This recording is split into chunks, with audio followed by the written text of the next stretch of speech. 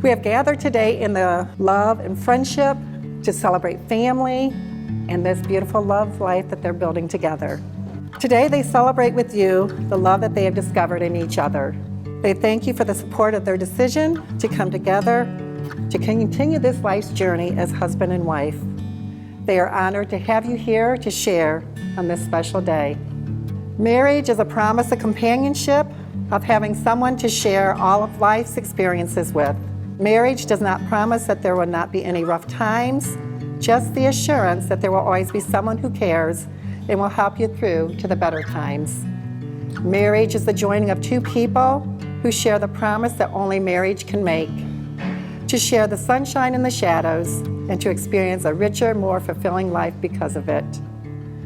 Today, as you make this promise to one another, remember that there is gentleness to the presence of love that softens life's rough edges. Your love will fill you and make you wiser and more beautiful beings. It is our highest calling, our greatest purpose, and our finest achievement. Never doubt the wonderful mystery of love, which will keep you always learning more about each other and finding new reasons to cherish one another. And to quote from Winnie the Pooh, if you live to be 100, I want to be 101 minus 1 day, so I never have to live without you. Nick, do you take Tiffany to be your partner in the adventure that lies ahead? Do you promise to walk by her side to the ends of the earth?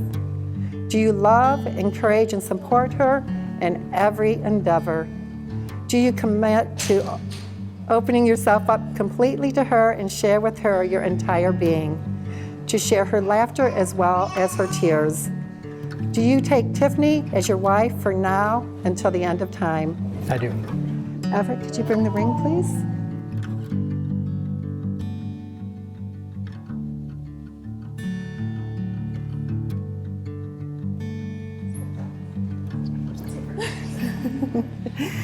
Tiffany, do you take Nick to be your partner in the adventure that lies ahead? Do you promise to walk by his side to the ends of the earth, to love, encourage, and support him in his every endeavor? Do you commit to opening yourself up completely to him and share with him your entire being, to share the laughter as well as the tears? Do you take Nick as your husband for now until the end of time? I do. And I guess we have a ring back here.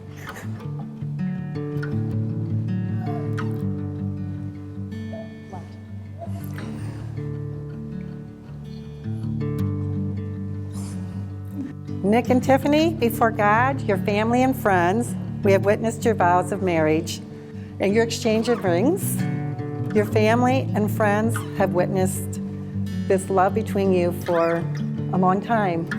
And it comes with great joy that I announce that you are now husband and wife. Nick, you may kiss your bride.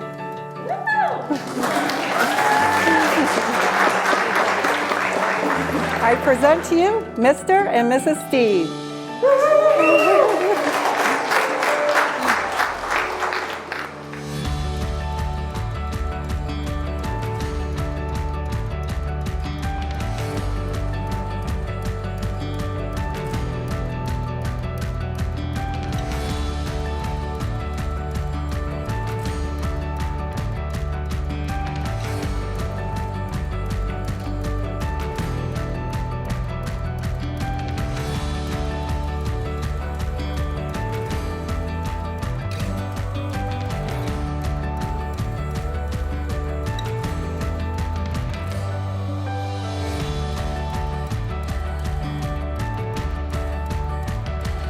My name's Kelsey. I'm the maid of honor. I would first and foremost like to thank Tiffany for never once referring to me as the matron of honor, even though I've been married for 10 years. It makes me feel like I'm 65 years old. So, yes, 2 days ago, yes, exactly. So, pretty good. I had a whole speech planned out. As you can see, no note cards, no phone. I changed all of it yesterday, so bear with me. I've known Tiffany for a very long time, 12 years, as of like last month. Tiffany lived with us for a few years. Back in like 2014, 2015, we had just moved into our house. everything newlyweds want, an adult roomie. But never once was it weird or anything. It was nothing but great. We played Pokemon Go together. We got rocks together, annoyed Rob together, annoyed me together with Rob. But I decided to change my speech because last night, Tiffany spent the night at our house before we came here this morning. And I just thought what a beautiful bookend to all of this in the great beginning to your marriage was to spend the night with us before you guys got married. But really the fun part of the story is the night before she met Nick, she was at our house. She told me all about how she was gonna go out with this guy. He was studying to be a doctor. And then she said, he lives in Florida. And I thought, oh, that sucks, you're gonna move out. And I don't know why I knew immediately that Tiffany was gonna go and spread her little wings and be with Nick. And then we met him a couple weeks later, and I immediately knew that Nick just loved you so much, and you liked him a whole bunch. Just kidding, you loved him too. Because Nick played Pokemon Go with us, and looked at rocks with us, and annoyed Rob with us, and annoyed me with them. So it was perfect. So I'll wrap this up very quickly, but like Nick likes to say, only the best for Tiffany and Nick. So please join me, only the best. Yay! Yeah. I'm Hudson. I'm sure most of you guys know me. I've known Nick since my earliest memories when he went over to Dawn to his aunt's house for babysitting, and I went over there to play her Nintendo. There was always this kid who was sitting there playing Nintendo and hogging it all, so I had to sit down with him and play it with him. Eventually became friends. There's all these old pictures of us just hanging out, putting all that stuff on our lawn and everything. And that was where it all started. And a couple years went by, and we ended up moving when I was in 4th grade out to Hopewell Loudon. We moved one house down from Nick just by sheer chance. And me and Nick reunited then. And I was like, oh, that's Nick from when I was a little kid at Dawn's. And we became best friends from that day. Playing Diablo, his dad introduced us to this super addicting game. We've spent like 6 years playing that game. It's probably the worst thing he could have introduced us to. But we had so much fun. We had so many bonding moments over that, and it made for a really fun childhood. From then on, me and him we always stayed connected. Through football in high school, through prom, everything. We did everything together. And I was always at Nick's house, like I got grounded so many times for going to your guys' house after school and not going to my own. Because my parents thought I got kidnapped. Carol would call and leave voicemails to Dee, making sure I was alive and living at your guys' place. I didn't get kidnapped on the way home. My dad used to send them money because I just ate your guys' food all the time.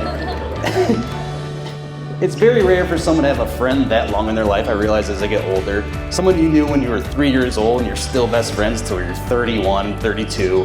Like to me, that's kind of crazy. And I finally got to meet Tiffany, and she is like a spitting image of Nick. He'll text me, he'll be like, what's up, loser? She'll text me 5 minutes later, what's up, loser? Making sure I'm working out every day. She always texts me, did you work out today?